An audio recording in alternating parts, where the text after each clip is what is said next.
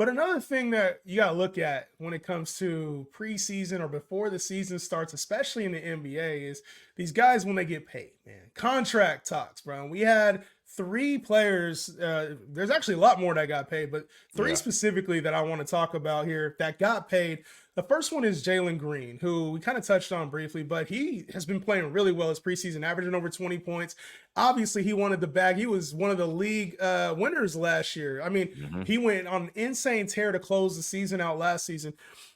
He got the bag, a 5-year deal, hefty payday for one Jalen Green, well deserved. Does this impact his fantasy value moving forward for you? Do you think this is a good thing, a bad thing? Talk to me.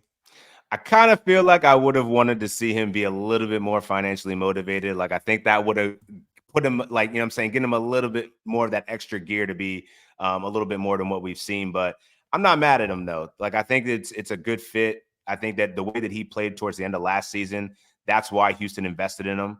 They think that they're going to get that for the full 82 games. And if that's the case, then that's a winner. But if history tells us, Jalen Green tends to start slow and then he kind of comes on after the All-Star break.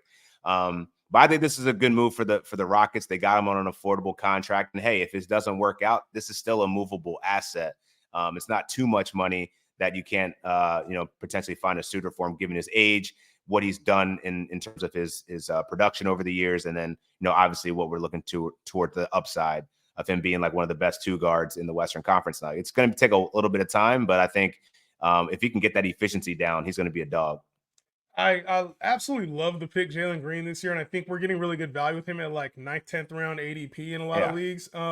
And I called it a 5-year deal. It was a 3-year deal, and the last year in the deal is a player option that gives him a little bit more wiggle room there. He's So opting out. He's opting he'll out. definitely opt He's out opting because out. at that point he might be a 25, 27 point player. And it really, to me, this was like a buy-in on the Rockets part and saying, you know what, look, let's get you paid.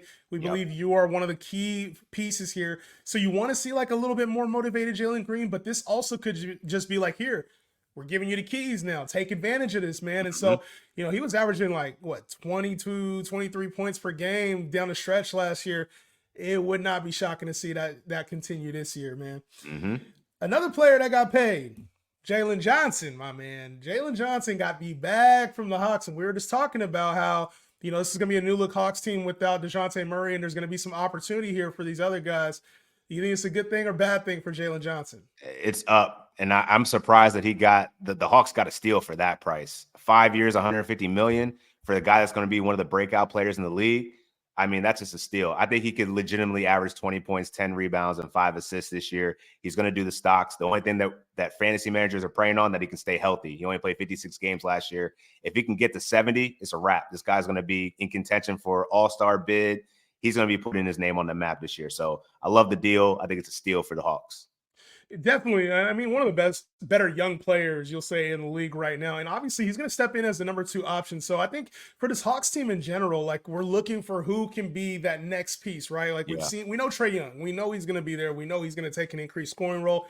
We know his thing is availability, but it's like we saw Bogdan Bogdanovic last year. We saw DeJounte Murray last year.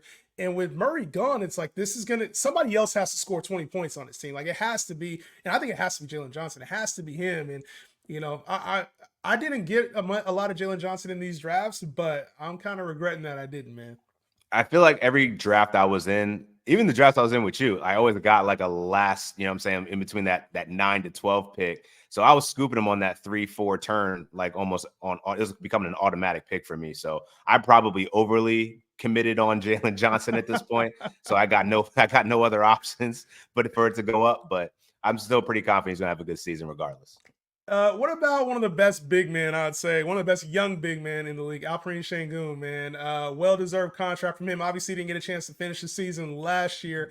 But in his time, man, he's proven that he's going to have that, I don't want to overstate it, but that Jokic effect, right? Like that's kind of the trajectory. If you wasn't gonna say it, I was gonna say it because that's That's what the it is. trajectory he's going, is that Jokic effect, man. And, Yeah. well-deserved contract from him. And obviously this Houston team is going to be much better than they were over the last, couple seasons. You could sense it towards the end of last year. And one of the things we didn't see, we talked about Jalen Green, but we didn't see that type of scoring when he was on the floor, when Şengün was on the floor. So it does remain to be seen, like, what impact they can have together. But it feels like these are some really good building blocks. And I'm kind of anticipating that next leap for Şengün this year. I don't want to call him Jokic, but it's like if they're dedicating this kind of capital to him, they're dedicating this kind of workload to him. It feels like the trajectory is like, hey, we're taking him in the 3rd round. This is probably more of like a 2nd round type of guy. He could get the 2nd round value. And I think the way that he could do that is, he's going to be attempting more 3-pointers.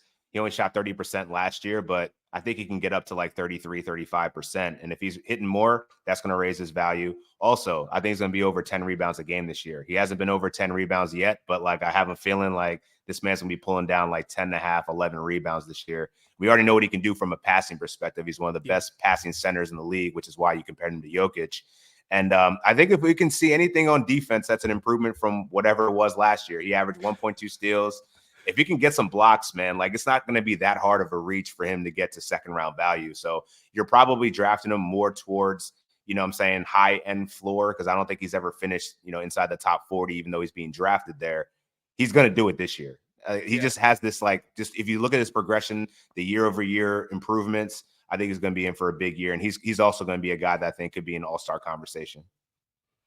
I'll say the one difference between like a him and a Jokic is that free throw percentage. You know what I'm saying? Like Jokic is elite free throws, and obviously the assist numbers are through the roof with Jokic, but I can feel it starting to creep up there, man. And it's like, we always worry about when these guys get paid, if there's a drop off. He's the kind of player you don't have to worry about. He play, you know what I'm saying? And when the international guys come, they play for the love of the game. So I was literally just going to say that, because like you don't hear anything about Alperen Şengün off the court. Like he's just chill. Like everything that I've read about the beat writers, he's hella cool. Like he's just a guy that's worried about the work, and anybody that's worried about the work, the money will come later.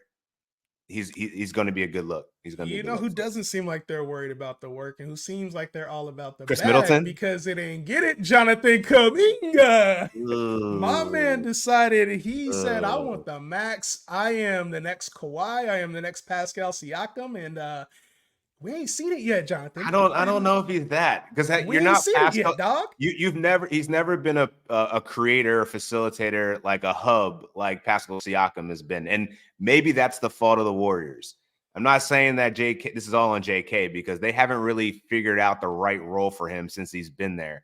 So maybe this is what we're gonna see, which is, if that's the case, like, all right, prove it. You think you Siakam? Let's do it. All right. Kawhi Leonard, stop it. Like I could give you a little bit of room with Pascal Siakam, but you're not a lockdown defender like that. Like you're not going to get the big shot because you're not that guy. So like, I don't know.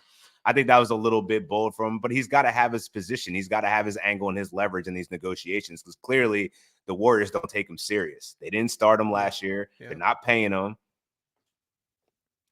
I mean, and it's something. Like you're a little different player than a Kawhi, than a Pascal Siakam. And I mean, one of the big knocks on him coming in was like ball handling early. I think he's fixed a lot of that. But is he a big handle isn't crazy though. It's not crazy, and I don't think it ever could be with him. Like unfortunately, because of his build, right? But you play on a team with Steph Curry and Draymond. You haven't even proved that you could be the leader yet. You haven't proved you can carry this team win-wise by yourself. You've always needed other additional talent. So you still got an Andrew Wiggins on this team. They brought in some vets this season, and Kyle Anderson and Buddy Hield. This is your time, Kuminga. And I feel like if you want a bag, unfortunately, you are the player that has to go out and earn it. I think for fantasy-wise, this is what you want to see, though. You want to see a guy that's motivated and hungry. And so if we can get a motivated Kuminga, I don't know that he creeps into like, early round value, but I could see maybe a little strong stretch of games here that pushes him in the top 50 value. So I think it could be a steal right now where he's going. The big question mark with him is, can you improve on your free throw percentage? Can you hit some threes? Can we get some defensive cats out of you? Because I feel like right now, a lot of his value is tied to like scoring, the scoring stats. That's really it. Does. So I don't know. Like I would want to think a motivated Kuminga that wants to be Kawhi, wants to be Siakam, like, you fantasy wise, you got to show me you could creep into this top 50 value. Otherwise, you probably ain't getting no max contract, dog. I mean, I just want to see what he can do outside of scoring. Like the 3-point percentage went up, the percentage went down, but his volume went up. So not a surprise there. But I think he's actually going to be a capable 3-point shooter. But like 2.2 assists last year, 4.8 boards. If you're going to be playing small forward and power forward, you got to get at least 5 or 6 for me to care about you in fantasy. Otherwise, you're just putting up these empty stat Jeremy Grant numbers, and Jeremy Grant is who he is, man. He'll give you 20, and then he'll just give you a whole bunch of nothing. I don't need that out of my seventh, eighth round pick. So I'm expecting big things out of Kuminga this year. Hopefully, we get some counting stats to match. Hopefully, we get a Jeremy Grant like season out of Kuminga, because I think that would surprise a lot of people as well. Even if he could get the 20. 20 is not a problem for him. Let's he see. Can get the 20. I want to see it. I want to see it from Kuminga. He had 16 last year. He could do it. I mean, who's going to be the number 2 option? It's probably going to be him, it's got to right? be him. It's got to be him. I just got to see Which could be, again, this could be a complete, this is not you, or this could be, oh, okay, I see what you're talking about.